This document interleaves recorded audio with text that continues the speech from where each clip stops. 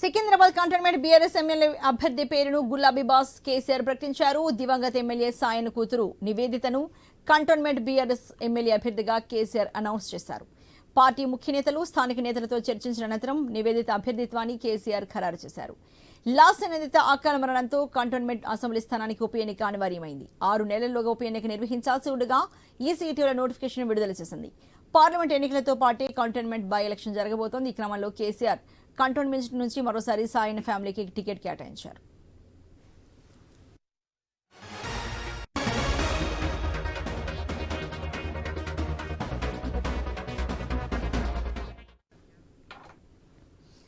Secunderabad cantonment BRS MLA అభ్యర్థి పేరును గులాబీ బాస్ కేసీఆర్ ప్రకటించారు. దివంగత ఎమ్మెల్యే సాయన కూతురు నివేదితను కంటోన్మెంట్ బీఆర్ఎస్ ఎమ్మెల్యే అభ్యర్థిగా కేసీఆర్ అనౌన్స్ చేశారు. పార్టీ ముఖ్య నేతలు, స్థానిక నేతలతో చర్చించిన అనంతరమే నివేదిత పేరును ఖరారు చేసినట్లు తెలుస్తోంది. మరి ఈ దేశకు సంబంధించి మా బ్యూరో చీఫ్ రాజు మరింత సమాచారాన్ని అందిస్తారు.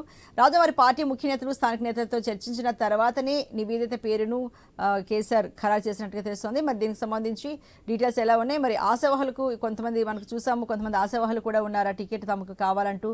మరి వాళ్ళకైతే ఏం చెప్పారు? దీనికి సంబంధించి డీటెయిల్స్ చెప్పండి రాజు.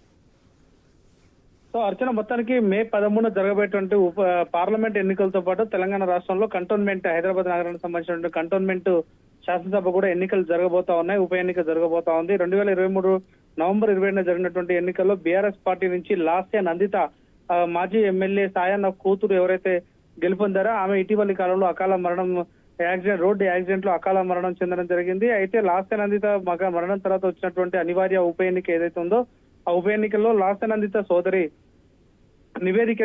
నివేదిత అనే అమ్మాయినే, ఆమె కంటే పైన ఉన్నటువంటి అమ్మాయి అంటే కంటోన్మెంట్ మాజీ ఎమ్మెల్యే సాయన్న రెండో కూతురు నివేదితని ఈ రోజు బీఆర్ఎస్ పార్టీ అధినేత కేసీఆర్ అభ్యర్థిగా ప్రకటించడం జరిగింది.